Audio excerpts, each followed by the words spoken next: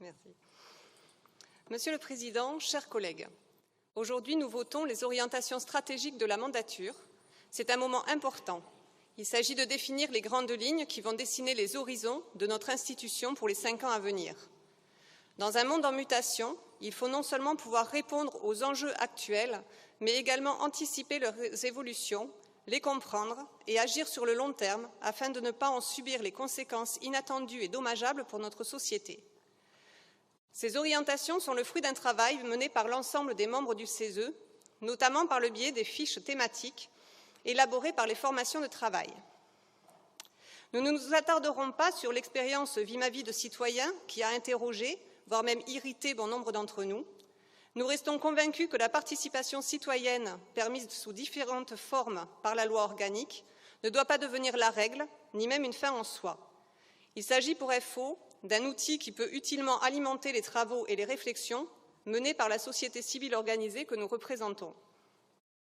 Nous tenons par ailleurs à souligner l'intérêt de la journée de la conférence des enjeux qui a permis à l'ensemble des responsables de nos organisations respectives de montrer leur attachement à notre institution.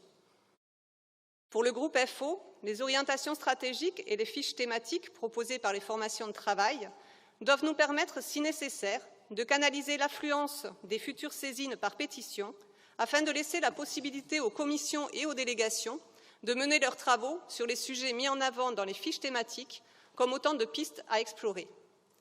Pour le groupe FO, le CESE doit pouvoir continuer à réfléchir de manière apaisée et concertée aux solutions à apporter pour préparer le long terme et pour garantir l'avenir de notre pays. Le CESE, lieu de débat et de réflexion de la société civile organisée, doit toujours agir pour faire de l'égalité, principe fondateur de notre République, une réalité pour toutes et tous.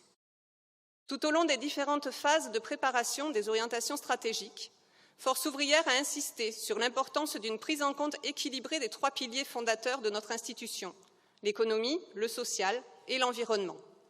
Réussir la transition écologique implique nécessairement son acceptabilité par les citoyens, en particulier les plus fragiles. Ce défi ne pourra être relevé que dans un cadre de développement économique socialement juste. Pour le groupe FO, cette vision se retrouve dans les orientations stratégiques. C'est pourquoi FO votera ces orientations.